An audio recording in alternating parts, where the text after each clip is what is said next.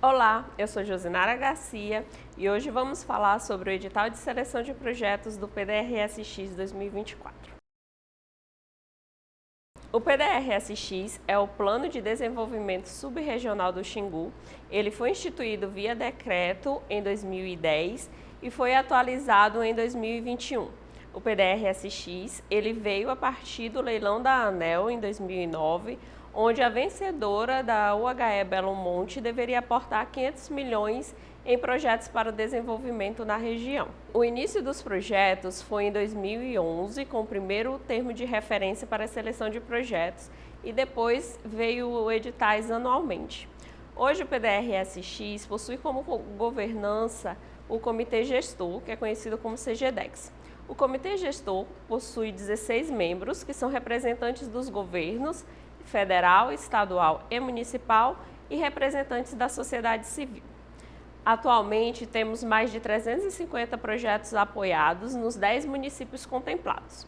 Pegando a linha da Transamazônica, fazem parte do PDRS-X os municípios de Pacajá, Anapu, Altamira, Brasil Novo, Medicilândia, Uruará e Placas. Pegando a linha do Xingu, temos Vitória do Xingu, Senador José Porfírio e Porto de Mós. Para submeter um projeto ao edital do PDRS-X, você deve vincular a um eixo temático e a um tema prioritário. Para esse edital, nós temos 5 eixos temáticos. O primeiro é ordenamento territorial, regularização fundiária e gestão ambiental. Para submeter o projeto nesse eixo, você deve escrever um projeto referente à regularização fundiária de assentamentos rurais, regularização ambiental rural, projetos de educação ambiental, incentivos a empresas inovadoras como startups nesse tema e projetos que representem a região do Xingu na COP30 em 2025. Além do eixo 1, temos o eixo 2, que é infraestrutura para o desenvolvimento. O que cabe de projetos nesse eixo? Ações de apoio à melhoria e trafegabilidade das estradas vicinais, estradas rurais, projetos de energias renováveis, como biodigestores e fotovoltaicas, projetos de conectividades, como sistema de internet, capacitação, informação e tecnologias, gestão da água, projetos de irrigação, de microsistemas de abastecimento de água. E todos os eixos temáticos nós temos o incentivo a startups, que são empresas inovadoras, referente a cada tema tratado no eixo. Para o eixo 3, cabem projetos de sistemas agroflorestais, projetos de fomento a arranjos produtivos locais voltados para a sociobioeconomia amazônica, fomento ao empreendedorismo e verticalização, projetos de rastreabilidade, de indicação geográfica e produção orgânica, e apoios a projetos para acesso de mercados públicos, privados e locais. Nós temos também o eixo temático 4. Ele foi subdividido em 3 eixos, sendo o primeiro para assistência social. O que cabe nesses projetos desse eixo? Cabe projetos de inclusão social, que tratam de direitos, acesso à cultura, esporte, lazer e comunicação, voltados a gênero, a jovens, então todos cabem nesse quesito. O subeixo da saúde cabem projetos de edificações, de qualificação dos profissionais da saúde, também projetos de inovadores, de edificações, de aquisição de equipamentos. Para o eixo temático 4 ainda, no item de educação, cabem projetos de fortalecimento das instituições de ensino pública, federal, estadual e municipal, melhoria da qualidade da educação, com formação inicial e continuada, edificações, aquisições de equipamentos e também incentivos a startups. O eixo temático 5, ele trata especificamente dos povos indígenas e comunidades tradicionais, ribeirinhos e pescadores e quilombolas. Então, são projetos que também podem ser submetidos nos outros eixos, mas que estão vinculados a essa população. Cabem fortalecimento de rede institucional, formação, infraestrutura e consolidação de projetos, estruturação das cadeias produtivas, projetos logísticos, de regularização, de mapeamento, todos voltados para esse público em específico. Então, quando vocês forem escrever um projeto para o edital, vocês vão ter que vincular a um dos 5 eixos temáticos e a pelo menos um dos temas prioritários. O recurso do edital, ele está dividido em 5 eixos temáticos. Cada eixo temático, ele tem um volume de recurso a ser aportado, totalizando 60 milhões de reais entre os 5 eixos, e ele tem um teto de valor por projeto, ou seja, quando eu submeter o meu projeto, ele só pode ter esse valor até esse valor máximo. Por exemplo, o eixo temático 1, ele tem um recurso total de 8 milhões de reais e os projetos submetidos a esse eixo temático têm um teto máximo de 2 milhões de reais. O eixo temático 5, ele tem disponível 10 milhões de reais e o teto do valor dos projetos para esse eixo temático são de 1 milhão de reais. Os demais, o eixo 2, 3 e 4 também tem teto de 2 milhões com diferenciação. O eixo temático 2 são 14 milhões de reais destinado, o 3, 18 milhões e o 4, 10 milhões para as 3 subdivisões no eixo. Então, agora que a gente já falou sobre o que são os eixos temáticos e os valores disponíveis para cada eixo temático, vamos falar de quem pode apresentar proposta para o edital. Quem pode participar são as pessoas jurídicas, como organizações ONGs, organizações da sociedade civil e setor público, como secretarias municipais, prefeituras, desde que tenham um CNPJ próprio. E para ser proponente, é necessário ter 2 anos de atuação na região do PDRSX, ou seja, em um desses 10 municípios que eu comentei anteriormente, em trabalhos relacionados aos eixos estratégicos. Cabe lembrar que, além da atuação nesses 2 anos, é necessário ter sede em um dos 10 municípios. Então, aquela instituição que tem atuação, mas não tem sede no município, ela não vai poder submeter propostas nesse edital. E a gente chama a atenção porque cada instituição proponente, ela pode apresentar no máximo 3 propostas, desde que sejam relacionadas a eixos estratégicos diferentes. Se a minha instituição ela submeter mais que 3 propostas, vão ser consideradas somente as 3 primeiras. Se eu submeter mais de uma proposta em um eixo temático, só será considerada a primeira proposta apresentada. E atenção, além desses requisitos, eu preciso estar adimplente junto ao PDRSX para acessar o recurso. O que é ser adimplente? Para aquelas instituições que já acessaram recursos do PDRSX, elas deverão ter prestado contas tanto do relatório financeiro e relatório de atividades para poder submeter novas propostas. Então, é adimplente às instituições que acessou o recurso e não está devendo nenhum relatório de atividades ou prestação de contas. Tá. Mas e o que o meu projeto, o que o PDRSX ele pode custear no edital? O PDRSX ele custeia os bens e serviços especificados no projeto. Uma instituição proponente, quando vai construir sua proposta, ela deverá delimitar quais são as ações do projeto e quais são os bens e insumos que são necessários para executar aquelas atividades. Ou seja, pode ser uma contratação de pessoal, pode ser aquisição de um bem e equipamento, ou pode ser aquisição de gêneros alimentícios, insumos, e o PDRSX, ele fomenta, custeia essas atividades, né? Tanto a contratação de equipe técnica para executar as atividades do projeto, quanto os bens e serviços especificados. E atenção, o PDRSX, ele não custeia o pagamento da elaboração do projeto. Isso deve ser uma contrapartida da instituição, né, a elaboração do projeto, porque ele não faz o pagamento retroativo. Ele só faz o pagamento a partir da aprovação do projeto e sua execução conforme descrito. Então, a gente vai entrar nas fases do edital. O edital ele é dividido em 2 fases. A etapa de qualificação, que é chamada de fase 1, ela é de caráter eliminatório. É um checklist de documentação que vai ser apresentada e as instituições que não apresentarem todas as documentações, elas estão automaticamente eliminadas desde que passado o prazo estabelecido no edital. Então, a instituição ela deve apresentar toda a documentação exigida dentro do prazo, que vamos falar mais adiante. Apresentar a documentação ela vai ser exclusivamente via formulário online, Google Forms. Então, é necessário que a instituição tenha uma conta no Google para submeter a sua proposta.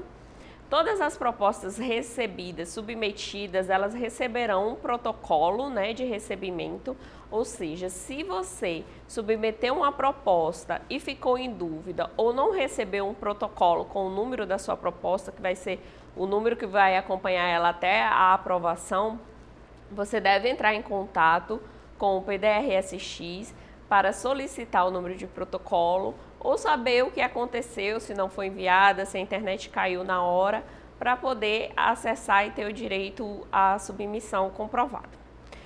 Essa etapa ela vai ter a verificação da documentação, né? Vai ser verificada as certidões e os anexos previstos no edital para ser considerada habilitada. Após a entrega da documentação, o anexo 2, que é o plano de trabalho, e a planilha financeira, que é o cronograma físico-financeiro, eles não poderão ser alterados. O objeto do projeto não poderá ser alterado após a sua submissão. Então, o que poderá ser suplementado, né?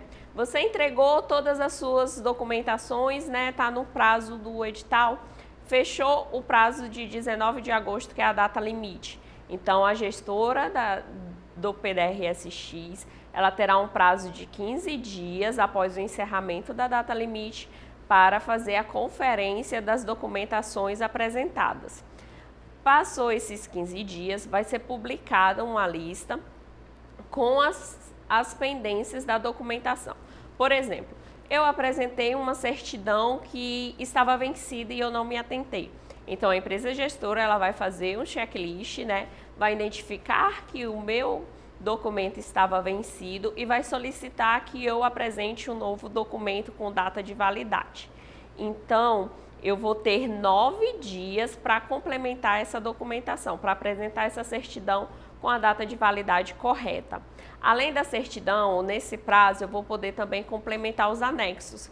Caso eu tenha esquecido a declaração de aceite da parceria, por exemplo, eu vou conseguir apresentar nesse período. Porém, eu não consigo complementar ou reeditar o meu plano de trabalho. O plano de trabalho é único, entregue uma vez e segue até o final da proposta. Após os 9 dias de complementação das documentação, a equipe de avaliação ela terá 8 dias para divulgar o resultado final da fase 1. Então, qual é essa documentação exigida, né? Quais documentações eu devo apresentar no edital? O primeiro documento e o mais importante, que é o seu projeto em si, é o anexo 2, que é o plano de trabalho e o cronograma físico-financeiro. Atenção! Todos os documentos eles devem estar em formato PDF para ser submetido. No entanto, o cronograma físico-financeiro ele deve ser submetido em formato de Excel, pois assim fica mais fácil para validar as suas informações e analisar também. Além do anexo 2 do cronograma físico e financeiro e o plano de trabalho, vocês vão entregar as declarações que estão em anexo no edital, que é a declaração de anuência, a declaração de compatibilidade de preço e a declaração de capacidade técnica. O que é a declaração de anuência? Eu vou desenvolver um projeto com a comunidade, então aquela comunidade ela precisa estar ciente de que aquele projeto vai ser desenvolvido e que eles querem esse projeto lá naquela comunidade. Eu vou fazer a parceria para executar o meu projeto com outra instituição.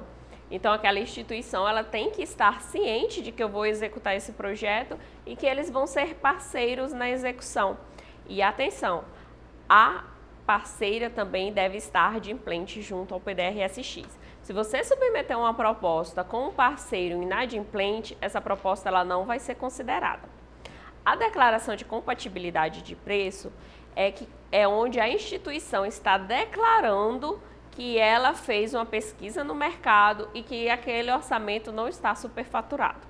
A declaração de capacidade técnica também é autodeclaratória e a instituição está declarando que ela tem a capacidade técnica para executar aquela proposta. Além desses anexos, são solicitados as certidões e documentos complementares, que são estatuto ou contrato social para aquelas instituições que têm esse tipo de documento. Aquelas que não se enquadram, não é necessário apresentar. Ata de eleição ou ata de posse vigente, por exemplo, um gestor municipal, ele apresenta a ata de posse e não a ata de eleição. O cartão CNPJ, inscrição estadual e inscrição municipal para aquelas instituições também que se aplicam essas inscrições. Aquelas que não se aplicam, não é necessário apresentar. CPF e RG do representante legal, que é quem vai firmar o contrato após a aprovação do projeto junto à gestora. A certidão de quitação de tributos federais, estaduais e municipais. No edital tem um link para acessar, essas certidões, a maioria delas. A municipal você tem que dirigir até o seu município sede. Certidão negativa de débitos trabalhistas.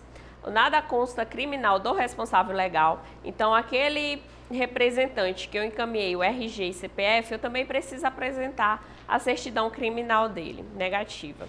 Certidão de falência ou recuperação judicial, certificado de regularidade do FGTS, a certidão negativa de débito junto ao INSS também são necessárias de apresentar. Se eu tenho um projeto que prevê a construção de uma edificação que tenha obra civil, além de todas essas documentações, eu vou ter que apresentar mais essas complementares, que são o título de propriedade ou termo de ocupação regular ou termo de autorização e anuência. E esse termo de autorização ou cessão, ele tem que ter no mínimo 20 anos. Vou ter que apresentar um memorial descritivo e as especificações de todos os materiais necessários para a minha obra, projetos técnicos assinados pelo responsável técnico com sua respectiva RT e fotografias da área de onde será construído a edificação. Além dos projetos de obras, se o meu projeto necessita de licenciamento ambiental, eu deverei detalhar as atividades a serem licenciadas e os custos associados. E atenção, para os licenciamento ambiental tem um prazo de 12 meses para apresentar após a aprovação do projeto e assinatura do termo de abertura. Se eu não conseguir, nesse prazo, o licenciamento necessário, o meu projeto está sujeito a cancelamento e encerramento.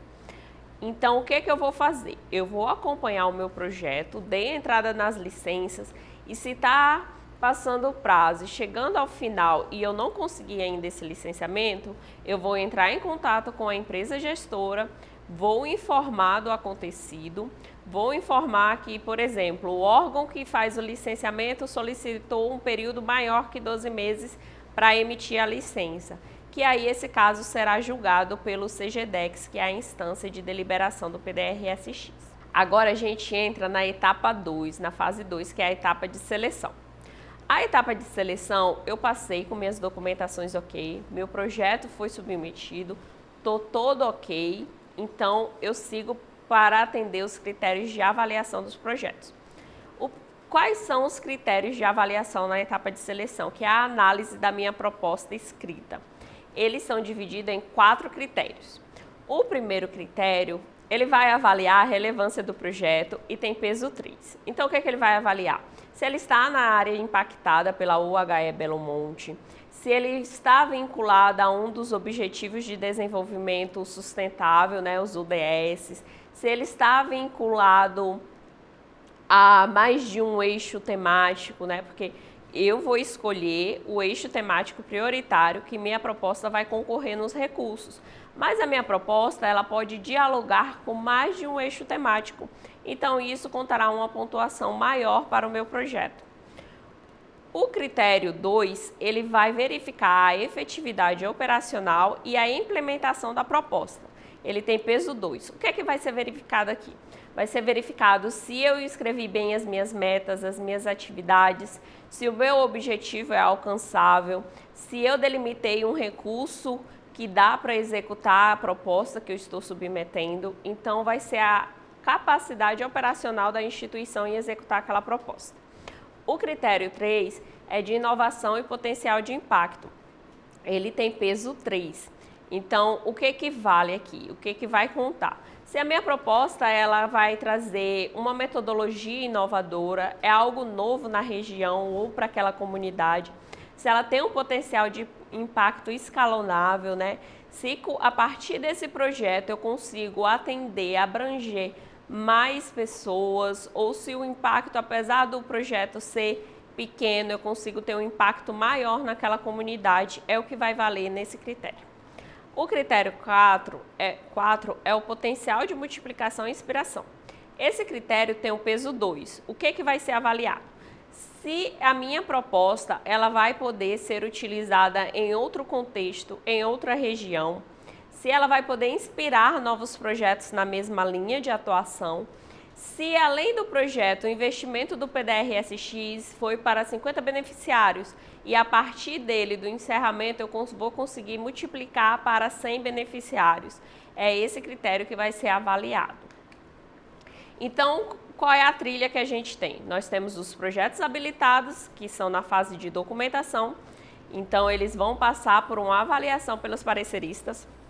Quem são esses pareceristas? Eles são técnicos que são contratados pelo MIDR, especialistas em gestão de projetos, e eles vão avaliar o mérito do projeto, se ele está bem escrito, se está condizente, se atende os 4 critérios elencados e vai recomendar uma ação da comissão de avaliação. Cada projeto ele vai ser avaliado por 2 pareceristas para evitar o viés na avaliação. Após a avaliação dos pareceristas, esse projeto ele é encaminhado para a comissão avaliadora. A comissão avaliadora ela é composta pelos 15 membros do CGDEX, que vão analisar as propostas, é uma avaliação às cegas, não haverá a identificação do proponente, então eles avaliarão apenas o mérito da proposta conforme os critérios previstos em edital. Passou da fase, meu projeto escrito foi avaliado pela comissão avaliadora, pelos pareceristas e recebeu uma nota acima de 6. Os critérios eles estão divididos, né, de a pontuação de 0 a 10 e eu preciso tirar no mínimo 6 para passar para a próxima fase. A próxima fase é a apresentação oral. Aqueles projetos que tiraram no mínimo 6 na pontuação de 0 a 10, eles serão convocados para a apresentação oral da proposta. Essa apresentação oral, ela será de forma presencial ou poderá ser de forma híbrida também, virtual. E ela terá 3 critérios de análise para a comissão. Cada proponente vai ter um tempo de 5 minutos, é uma apresentação curta, onde você vai defender a ideia do seu projeto para a comissão de avaliação. Então, eles vão avaliar essa sua defesa com base em 3 critérios. O primeiro critério é a clareza e coerência. Se você teve a capacidade de apresentar o projeto de forma clara, estruturada e coerente, cobrindo todos os pontos principais da proposta. A segunda é a capacidade de responder às perguntas e esclarecer dúvidas. Se o proponente ele tem habilidade, está realmente por dentro do projeto e vai responder todas as perguntas e ele tem conhecimento, demonstra que o projeto tem viabilidade. E o terceiro é o reforço do alinhamento com os critérios de seleção, aqueles 4 que eu falei anteriormente. Se eu sou uma instituição proponente, eu sou presidente e eu não tenho tanta habilidade assim para defender o meu projeto na apresentação oral, eu posso indicar um técnico que vai me representar. Mas para isso eu preciso informar via e-mail quem será o representante da instituição no momento da apresentação oral. Então, como fica a nota final, né? A primeira fase, ela tem o peso 6, né? Vale 60% da nota total, ou seja, o projeto escrito. E a segunda fase, que é a apresentação oral, vale 40% da nota final. No caso de empate na pontuação, será considerado vencedor o proponente que alcançar a maior média dos pontos obtidos nos critérios 1 e 3, lembra que eles são o que tem peso 3, seguidos do 2 e 4, que tem peso 2 nessa ordem. Se ainda assim persistir o empate, vencerá aquele proponente que tiver maior tempo de atuação na região de abrangência do edital, naqueles 10 municípios. Então, finalizou, saiu o resultado parcial preliminar e aí é aberto o prazo para interpor recursos. Eu apresentei a proposta, escrevi, atendi todos os critérios e não concordo com a nota que eu recebi. Então, eu vou poder submeter um recurso para rever a minha nota. Para cada projeto, poderá ser apresentado apenas um recurso. Não cabe recurso para alteração da proposta, nem envio de documentação adicional, é só para rever a nota. O recurso ele deve ser protocolado pelo representante legal da instituição ou por alguém que tenha uma procuração. O prazo para interposição de recurso é de 9 dias e deverá ser enviado por e-mail no e-mail edital.xingu@integração.gov.br, 9 dias após a publicação do resultado preliminar. Então, eu tenho alguma dúvida do edital, alguma dúvida que não foi esclarecida nessa videoaula, eu vou poder acessar ela no site do PDRSX. Lá tem um item que tem todas as perguntas frequentes, né, as principais perguntas e as respostas. Consultei o site do PDRSX e lá não tirou todas as minhas dúvidas, não sanou, permaneço com dúvida. Então, eu posso enviar para o e-mail edital.xingu@integração.gov.br. Não tenho tanta habilidade com e-mails, eu posso então mandar um WhatsApp ou ligar para o número 93-99147-0589, que as pessoas responderão, sanarão minhas dúvidas. Há também um momento de mentoria que está sendo disponibilizado pelo Ministério da Integração e Desenvolvimento Regional. Através desses números e esse e-mail, eu posso agendar uma reunião presencial que 2 técnicos estarão disponíveis para me atender na sede da gestora do PDRSX, que atualmente é a Sinergia. Eles estarão disponíveis para atender a população de segunda a sexta, das 8h30 às 17h, por esse número de preferência agendado. Então, eu aprovei o meu projeto, ele passou em todas as etapas. O que acontece? Vai ser montado um banco de reserva para aqueles projetos que foram aprovados, mas sem recursos. Eles serão registrados via ordem de classificação. Como é que é essa ordem de classificação? Eu submeti meu projeto para o eixo 1. Então, o eixo 1 recebeu 4 propostas.